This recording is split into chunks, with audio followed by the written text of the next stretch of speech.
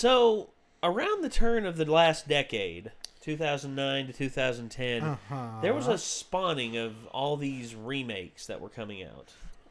And a few of them that had, remakes and, like, long overdue sequel, like retcon sequels. Mm-hmm.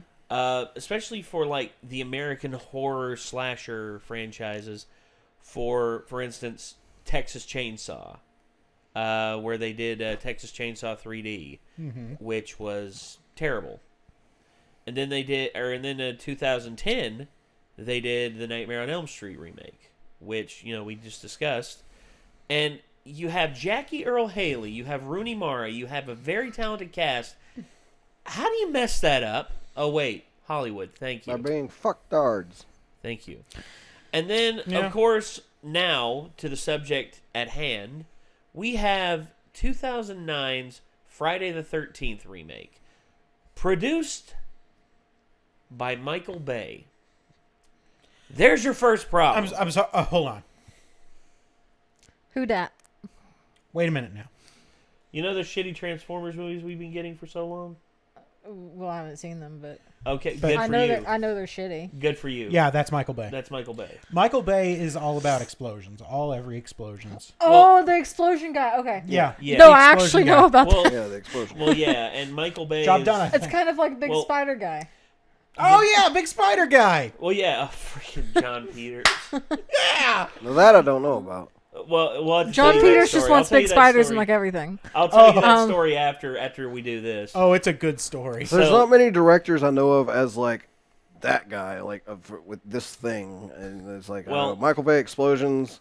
I know Tarantino for Sam chopped Raimi, up storylines. the camera. And not really. Just Tarantino's just Tarantino. East Tennessee. And mentioning East Tennessee. The Italian guy, I know him as the getting your eyeball fucked up guy. John Woo, Doves. John Woo and his Doves and his action films. And his never really made that connection. Firing entirely too many guns, like firing entirely too many shots from these two guns while you're in midair with doves. Yeah. Every time, John Woo. But the Italian guy who's Dario Argento? Yeah, Argento. Yeah. Argento always has somebody get fucked up in the eye. And then there's also Scorsese using Rolling Stones in all of his movies, save for a few. Is it Paul W.S. Anderson? Yeah. With Mila Jovovich? Mila Jovovich, yeah, his wife. Yeah. Yeah. I guess you could call James Wan like the new father of jump scares, pretty much. Well, father of jump scares, but well-earned jump scares. Yeah, because it's like he actually tries. Well, he throws to get you in with the them suspense. sometimes. People forget the suspense aspect when it comes to jump scares. Like the suspense he did shit build, like the peephole scare we were talking about, where you always expect the peephole. They'll look through the peephole and it'll be like, then nothing happens, and they're like, And as they pull back from the door, it's right there next to them, and you're just like, oh! Yeah. It's and he like turns the music off before some of them too. Like instead of building the music up to it, it'll let it go silent for a minute, and then and then you're like, oh it's the shit! Same stereotypical jump scare that actually Doug Walker talked about it in his It 2017 review. Like if they try new things and try new aspects of doing jump scares, they may stumble across something that's more effective, especially as tastes change. Oh, absolutely. Because people are going to get used to stuff. You have to throw new tricks at them, or heck, throw an old trick that they haven't seen in a long time. One of my favorite recent ones was when I watched As Above, So Below, which I was late on. It's not really a recent movie, but that's fair. They went like through basically the whole first 2/3 of the movie without using a jump scare, and then they just did one big one all of a sudden, and apparently my buddy saw it coming, but it scared the shit out of me. I mean, look. Like, oh, Jesus Christ. Here's the thing.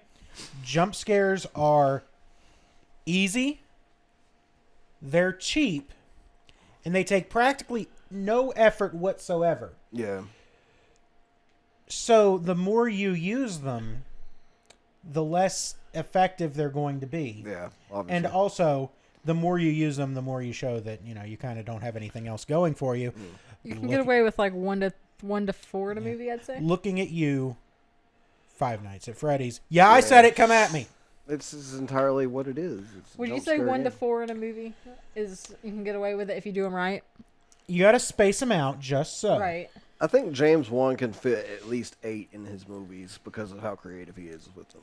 Well, and it's still pretty. It depends on the level. Well, one or which two he of them goes will with fall it. a little flat usually, but like he gets some pretty good ones in consistently.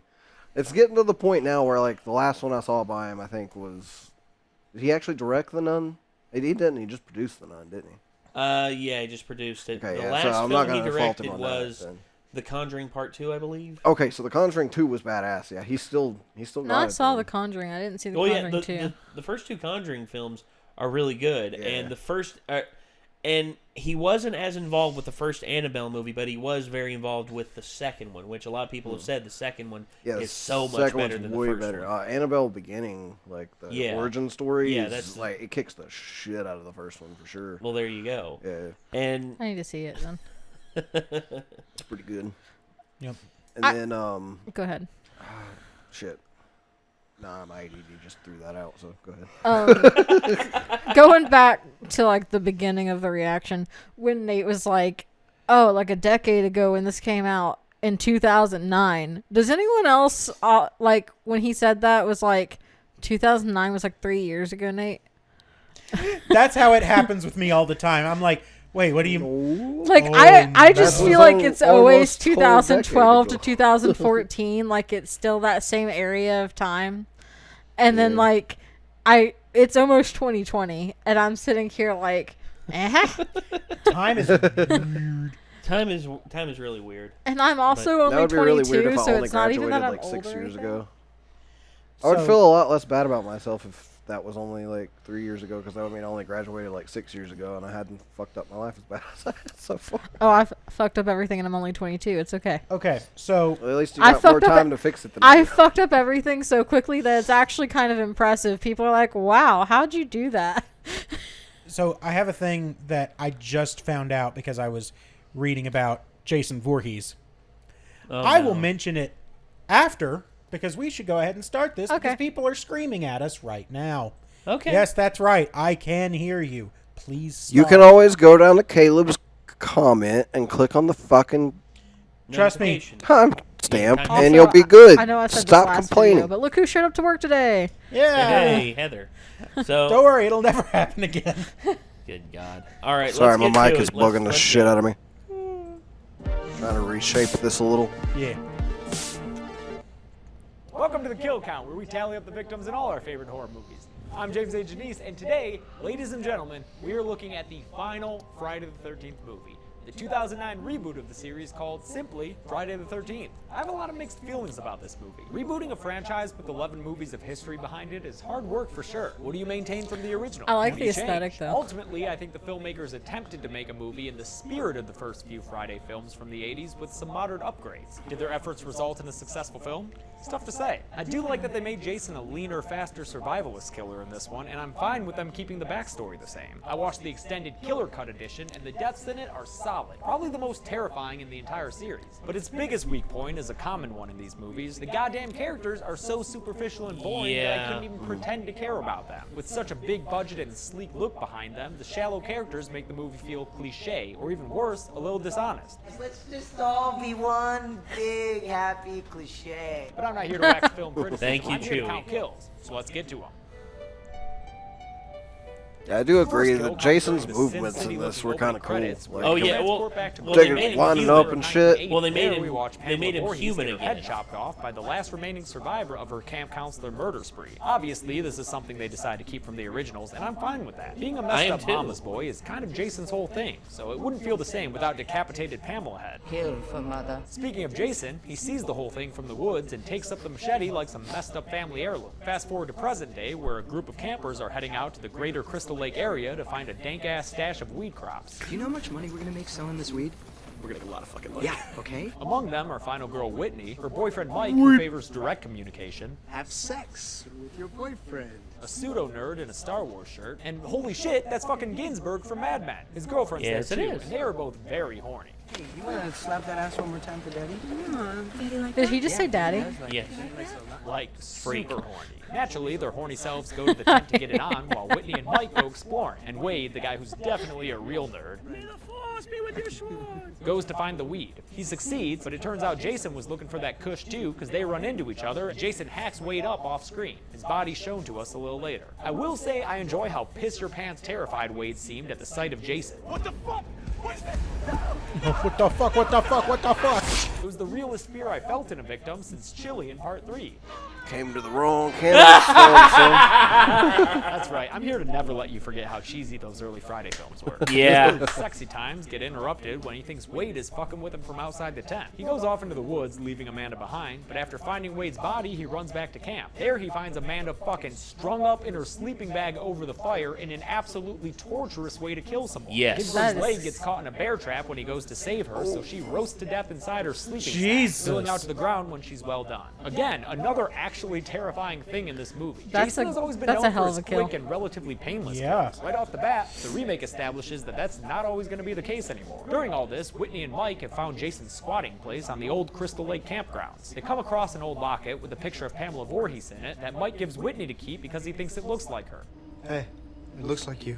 They also discover Don't Pamela's say head that. in a wall. Not as elaborate as Part 2's Mama Shrine, but at least Jason's still sentimental about it. Jason shows up and starts stabbing upward from beneath the floor, getting Mike in the foot, leg, and hand before popping up and pulling him down into the crawl space. Presumably finishing the job with another off-screen kill. Or maybe he I just don't wanted like to take him that. down there to show off his baseball card collection. Why we always gotta jump to conclusions when it comes to Jason's motives. Now the hunt is on and Jason runs, I repeat runs, after Whitney, who makes her way back to camp to find the darkest timeline going on. She tries to help Darkest? Richie out of that bear trap, but Jason shows up and runs full speed at them, planting his machete into Richie's head like he's chopping wood. And he Wow! just boots him in the face to get his machete back. New Jason is fucking scary, guys. Finally, Jason runs down Whitney and swings his machete as it cuts the title screen. Holy shit, that was all the opening scene? That was like 25 minutes long. Oh, and spoiler alert, Whitney's not dead. Although I have no idea how Jason didn't kill her with that last swing. 6 weeks later, we meet a bunch of mostly shitty teens on their way to a cabin to hang out. There's uptight Trent, who owns the place. His When you girlfriend watch Jenny, this, who it's seems just like a him nice killing person, them. Nolan, It seems who like has it was no a badass personality other movie. than Hunk, Chelsea and Bree, who have no personalities other than hot, and Chewie and Lawrence, the most entertaining of the bunch, and the token minorities who point out that they're the token minorities. You gonna ask the one black guy to pump the gas for you? Inside the gas station is Whitney's brother Clay, who's out looking for Is that? Hey, Yep. Yes, it Yes, is. it is. Sam. This guy's being a dick. Yeah, it's me. Obviously, I'm the one being a dick. before the group of teens head off. There's 20 minutes until our next kill, which means way too much plot about That- Trent's sweet cabin and his relationship problems with Jen and Clay's difficulties with the local populace. Why while can't searching I for remember I his- never actual put two and names. two together because I had not seen Supernatural Jared until like a Guys, couple he years thinks ago. this dude Donnie, who's sporting an awful hick accent. I was like, that's him Winchester. That's not his name, Heather. Close to hitting the start button on a whoop-ass machine, boy. And who fucks mannequins, I guess? Remember when you took my virginity? You're sexy. I'm gonna fucking pound you so hard. Before Donnie can rekindle old That flames, is though, Jason fucking shows up and attacks him. disgusting. Donnie's That's not much of a fucking match for weird. him, although he is Yeah, able to that's rip weird. off Jason's part 2 looking Definitely weird. pillowcase.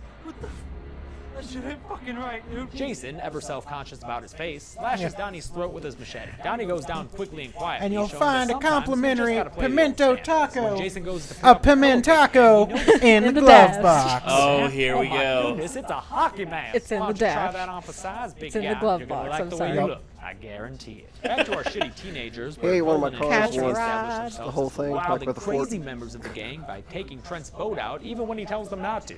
Now, what does that say about me? That the second that Trent said, "Don't take my boat out." Now, is that Holy That's your shit! asshole, It's like dude. Matthew Before the McConaughey cool reproduced. Chelsea goes topless wakeboarding and everybody's having a Oh, God. fantastic time Matthew until McConaughey Nolan gets reproduced. arrowed Jason, in the do head. something. Thank you, must have been Jason. practicing on the campground Thank you. archery range because that boat is way offshore. So that was one hell of a shot. The boat, now out of control, whacks Chelsea in the head, which Oh, probably jeez. gives her a concussion, but does not kill Propeller her. kill. Instead, she No, tries to damn swim it, to you shore missed until out. she sees Jason standing there, ready to give her mouth to mouth. She declines the offer, somehow swimming back to the dock instead, where she hides out underneath, watching Jason from below. Just when you think it's safe, Jason stabs her in the head from above. Whoa! Yep. Gratuitous nudity. But you know I what? had I've gotta seen say, that kill it always somewhere. feels weird seeing a dead character topless, even if she was cute. Still is. Ah, come on, Axel. While Jason's been busy stopping Nolan and Chelsea from motorboating, Jen's been out with Clay after he stopped at their cabin looking for Whitney. I can't believe he's in this. I know, right? Find solace in beer and brie. Clay and Jen find a couple of clues that lead them to the old campsite, and it's pretty cool seeing Camp Crystal Lake again with some familiar parts to it, like the archery range. Night descends rapidly, and they're still hanging out at the campsite where they find a whole bunch of creepy shit. Baby Oopsie Daisy there freaks them out enough to make them leave, but on their way out, Jason shows up with his haul from the lake. We see another new side to Jason as he figures out someone's around, then searches for them methodically and very menacingly. Clay and Jen are able to successfully hide and run away, but on their way out, they trip over a wire that's actually a sort of alarm system, which reveals to us that Clay's sister Whitney is being kept alive underground in Jason's crawlspace. That's another new facet to Jason. He's never kidnapped anyone before. And sure, he took her because she looks like his mom from the picture in the old locket he has, but I'm seeing serious progress here, Jason. Maybe in time, you can be a contributing member of society. You know who's not contributing to society, though? The rest of the kids back at the cabin. They're too busy drinking beer and smoking weed, and in the case of Lawrence and Chewie, actually entertaining the audience. While they do their shtick, Trent gets mad that Jen's still out with Clay. Chewie and Actually Lawrence are the best entertaining parts of the the audience. film. What is easily the most intense sex scene of the series. I know Jason Goes to Hell was pretty explicit with that tense scene, but this one puts that to shame. Yeah. It's just, wow. Yeah. It even has porn-worthy dialogue. Your tits are stupendous. Your tits are fucking just I know. so juicy, dude. You got perfect nipple placement, baby. While Bang Bus is happening, You have perfect nipple placement, baby. That was a little weird.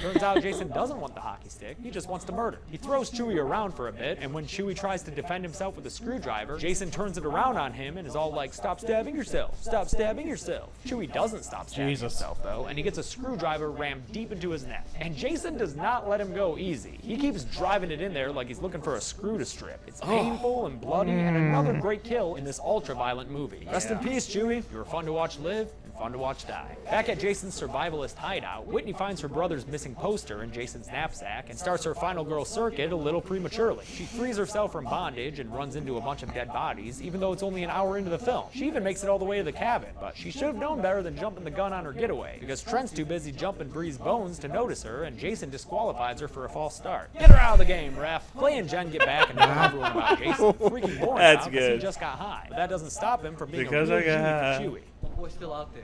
I'm gonna go get him. After he finds Chewie's body, he gets attacked by Jason, but fights him off best as anyone else ever has. He makes a run for it, but Jason picks up an axe and fucking hurls it through the air like the mountain man he has become. Jesus! Back and putting him down amongst a pile of firewood. Now this part's kind of cool and different too. Jason doesn't kill him right away, instead letting him scream for help from his friends. Nice. friend is bait. He wants us to go out there. It's cool to see this kind of moral dilemma play out, even if it's among awful characters who obviously don't end up doing anything to help Lawrence. Jason finally puts him out of his misery by picking him up, flipping him over, and slamming him down, impaling that axe head straight through his back. Later on, he puts his body in the jacuzzi, showing that this version of Jason is still a fan of the random body mess around. Some things never change. Jason then manages to climb up onto the roof and into an upstairs bedroom where he grabs Bree from behind and kills her by impaling her onto some deer antlers on the wall. The most dangerous game meets the most dangerous wall decoration. That cop who was harassing Clay earlier shows up, responding to a call That they kill made was before ripped off Jason from took the out Lost the phone Boys, line. though. But before Yeah, he it can do a is. single damn thing, Jason drops from the roof like fucking Batman and impales him through the eye with a fireball. Holy I love the camera. Oh, man. Through the side Yeah. of the to show I don't like Jen's eye reaction. stuff. Plus, it's a kill Yeah. through the eye. And those are always something special, you know? Now everyone's freaking out, so Trent uses his Try newly telling that found to gun Dario to shoot at Argento. Bree's body on the other side of that door. The surviving trio runs outside where Bree's body is treated even more indignantly, thrown onto a car like she's a Doublemint twin. In reaction, Trent gives a scream that rivals Reckless Reggie. The kids all split up now. Clay and Jen run That's out like an to angry walk goat. past That's like Lawrence's one of body. those Trent angry makes it goat through the woods screams. and out Yep. to a road where a truck stops after almost hitting him. There's a bit of That's what suspense that and sounds like. uncertainty as to whether or not Jason is driving the truck. I mean, he's never been shown to drive before, but this is a reboot. All bets are off, motherfuckers. But nope, turns out it's just an old dude, and Jason is right behind you, Trent. Jason impales Trent through the back with his machete and pulls it through his torso like he's fuckles. threading a needle through a meat blanket, dripping gore all over the street. Then he slams Trent onto the hay bale on the back of the pickup truck for a hilariously gruesome post-mortem road trip. Have a good time, Trent. Make sure you stop and see the world's biggest ball of yarn. It's hilarious just how darn big that thing is. Clay and Jen return to Jason's home for some reason, where Whitney hears them and screams, finally alerting them to her presence in the crawl space. The siblings are reunited, and it feels so good. Until Jason drops in and chases them through the tunnel like he's Viet fucking Cong. They're almost home free when Jen gets The stabbed weird, through the back. like, Kind of a speed surprise, of which but he I guess dropped not down really, was. since they're Did you see controlled it? to It was be weird. one I tunnel. did. And Whitney's got screen time seniority here. Union rules. Sorry, Jen. Our hands are tied. A final chase ensues. I was pissed during when they which killed Jason Danielle attacks Panabaker. Clay, I but like her doesn't a kill lot. him for some reason, and Whitney kicks Jason in the face, and then it starts raining, and I'm beginning to think this is all padding, guys. The siblings eventually wind up in a barn, like many a Friday character before them. Jason and Clay have another fight, and Jason almost sticks Clay's face in this wood chipper before Whitney comes out from hiding and does the whole "I'm your mama, stop this shit, Jason" thing like Ginny did all the way back in part 2. It works again, confusing Jason long enough for Clay to hit him in the back with a bear trap before wrapping a chain around his neck. Whitney expertly throws the other end of the chain into the wood chipper, and Jason's death begins. First he gets hanged for a little while, and then the machine starts pulling him into its teeth. He resists for a minute, but Whitney stabs him in the chest as she gives him a quip. Say hi to mommy. As she then over-explains. The wood chipper rinds Jason's head like a melon, and he appears to be finally dead. Morning comes, and safe at last, Whitney and Clay take Jason's body out to the lake and dump it in, along with his mask and the locket with his mom's picture. I don't know why people are always giving him his stuff back at the end of these movies. Especially because you know you can't have a Friday the 13th without a shock ending. So the last image we see is Jason bursting through the dock and grabbing onto Whitney. Hard cut to black, and the end of Friday the 13th. Let's do the numbers. Wow. For now. Like, I'm gonna need this. In this movie, 14 people died, meaning 13 Jason victims and 1 Pamela Voorhees. The writers intentionally put 13 victims in there because, you know, symbolism or whatever. 9 of the victims were male, meaning 5 were female, giving us an almost 2-to-1 imbalance. Remember back when men and women died equally in these movies? The extended killer cut that I watched was the longest film in the series, coming in at a whopping 105 minutes. Meaning we only got a kill on average every 7.5 minutes, which is a bit of brake pumping after the last 3 films went crazy. I'm gonna give the Golden Chainsaw Award to Amanda because it seems like the most awful way to go. Yeah. Getting chestnuts roasted on open fire. Yeah, I I'll agree. give the dull machete for lamest kill to Mike, who's dragged underground to get killed off screen. And that's it, guys. Released in 2009 and written by the same guys who did Freddy vs. Jason, the 2009 reboot of Friday the 13th is the latest Friday film in the series to date, which also means that our time with Jason Voorhees here on the kill count is finally at an end. But don't worry, if you like the series, I'll be here For next now, I'm week sure with Scream. eventually they'll bring Until it back. then, I'm sure they James will. and Janice. This has been the kill count. They don't love Man. us enough to stop. Like, I don't remember the kills on that being as badass as they were, though. But they were pretty badass. The kills weren't bad. It's It like, was- the movie kind of sucks, but the kills were badass. Well, yeah, that's you see if they would have done a better job with the characters and actually, I'm not gonna say care for them because we know that they're there to pretty much be mulch. Yeah. Well, I mean, when you have a 105-minute movie, that's what he said, right? 105. Yeah, 105-minute extended movie. cuts, and 14 people die. And there's a 7.5 minutes of character building in between each death. You don't get a whole lot of time to make the characters that great either. Well, what I mean is at least make okay. Straight out the gate, most of the characters are unlikable unlikable bastards. There are characters that you like within 30 seconds. Yeah, there are I mean, characters that we, like for for example, the beginning of Cabin in the Woods. As soon as you Chad. see Chad get out of the car with that fucking like Mega Bong. yeah, you love him. Just his personality, he's like radiating. You don't have to have a lot to make someone like. Well, and you see, we have characters like that in this. We had Chewie and Lawrence. They were the fun. They were the most fun And part then of you the take film. the time you have that you're not spending on those and put that extra time on the other ones. Well, and not only that, but there are ways to write a character to where they're immediately interesting and they're immediately relatable in some way. It makes me think of that first episode of Goblin Slayer we watched where I Oh, was God. like, oh, cool, redheaded nerdy witch. Oh. I will never forget. I'll never forget that, dude. That was one of the. So, Nate, I can't believe we went for the same character right away. Yeah. Like, well, yeah, dude. I mean, he's a memorable character. Yeah, I made the classic mistake of liking a character in a violent anime during the first episode, which you can't do because you know half your cast is going to be murdered in the first episode. So I found out something very, very interesting. Headphone users beware, Heather might scream. So, in Jason Goes to Hell, director Adam Marcus decided to include a copy of the Necronomicon Ex Mortis from the Evil Dead franchise in the Voorhees home as a way to insinuate that Jason was actually a Deadite. Shut the fuck up. You are lying. No, I'm not. Is that on Wikipedia? Yep. Marcus stated that the book's placement was intended to imply that Pamela Voorhees had used it to resurrect Jason after his childhood drowning, resulting in his supernatural abilities. Holy shit! That actually makes sense in some way. This is why Jason isn't Jason. He's Jason plus the Evil Dead. That, to me, is way more interesting as a mashup, and Sam Raimi loved it. It's not like I could tell New Line my plan to include the Evil Dead because they don't own the Evil Dead. So it had to be an Easter egg, and I did focus on it. It absolutely is canon. Hell yeah. That's canon. That's awesome. That's kind of badass. That's awesome. the most kick-ass thing. Can you screenshot that and send it to me? Okay, I absolutely will do that. The only thing about that is that the Deadites have always talked and stuff, and Jason's silent. But Well, I mean, also, isn't his face like really fucked? His face is really fucked. Maybe his mouth is like broke. Maybe, yeah.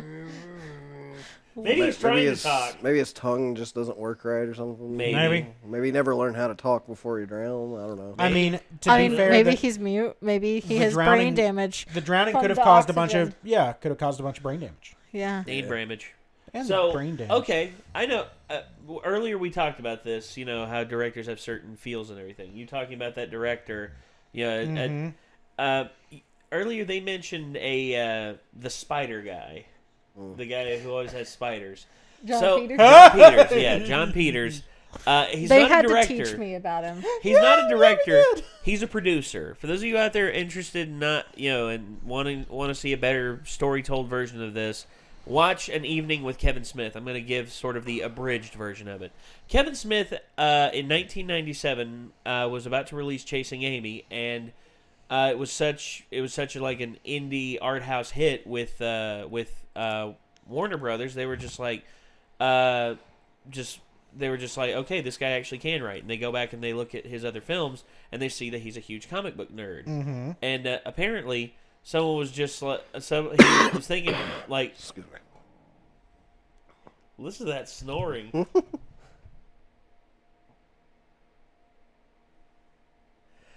Peanut is snoring. Aw, he was. That was the loudest snore I have ever heard out of Peanut. Yes. And he snores. So anyway, Peanut snores real good. So Kevin Smith thinks that around the water cooler, a bunch of people were like, two guys were just standing there. Some Warner Brothers executives. It's just like, hey, did you see Mallrats? Yeah, I saw it. You remember that scene where Brody and T.S. talk about the kryptonite condom? Yeah, that guy must know a lot about Superman. Let's bring him in and see if he wants to write our new Superman movie. Anyway, they bring him in to do rewrite work, and he was given two options up front. He was given a remake of an Outer Limits episode that was going to be made into a movie, or Beetlejuice Goes Hawaiian. Yeah, I forgot about Beetlejuice fucking Goes Hawaiian. Well, and anyway, Kev Smith is just like, well, I thought we said enough with the first Beetlejuice. Do we really need to go Hawaiian? Do we really need to go Hawaiian?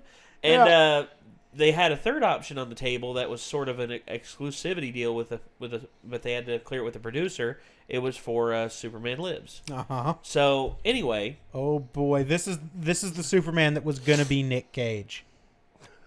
Yeah, you so already you know where this is gonna go. So okay, anyway, Kev Smith asks, "Hey, can I work on this? I'm a huge Superman fan. Can I get to working on this?" Mm-hmm. And they're like, "Okay, but we have to clear it with the producer first. In order for you to be able to work on this, the producer has to approve of it." Yeah. So they go up to John Peters' house, and John Peters is like, comes out. He says he's pretty built dude. His hair's very well coiffed. He was originally a hairdresser for Barbra Streisand. That's how he got his start in the movie industry. Because apparently in Hollywood, you just fail upwards. So anyway, I mean, it's the Peter principle. You always end up at your highest level of incompetence. yes. Well, anyway, he goes up there, and John Peters meets up with him, and Kev Smith is just like, yeah, here's my ideas, here's this and that, and then John Peters likes him. Hold on.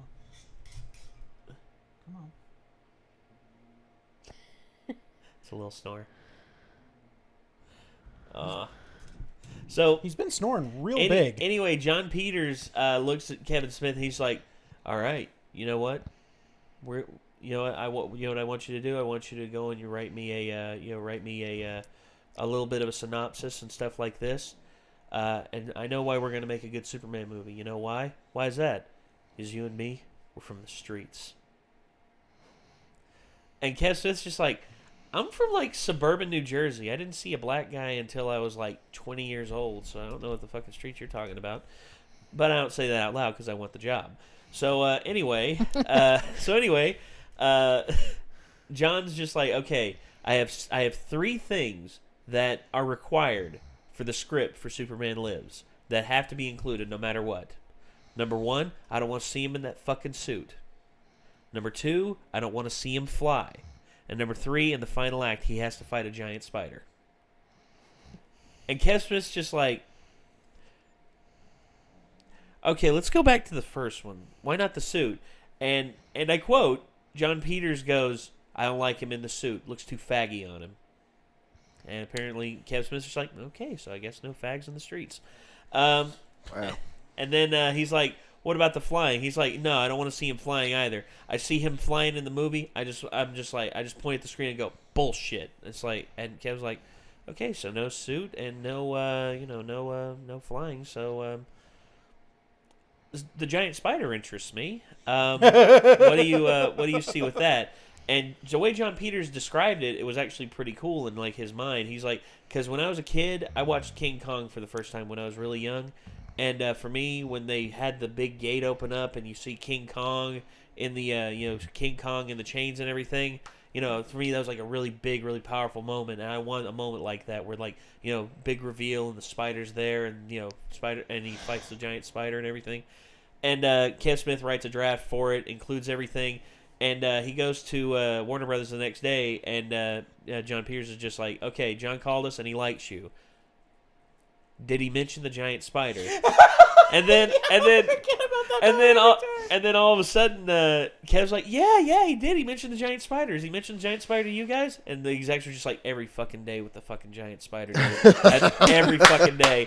And anyway, time goes by. Kev's draft gets made. John Peters likes it, and eventually Tim Burton signs on based on Kevin Smith's draft. However, Tim Burton wants to bring in his own writers to work on this, so Kevin Smith is let go from the project. Kevin Smith doesn't mind because he got paid a lot of money to do it. He also got a lot of access to the DC archives and everything like that, which was the big thing. He really wanted to go in, and he said he saw some original Superman sketches by Schuster and Siegel and Schuster, which was just he was just blown away by.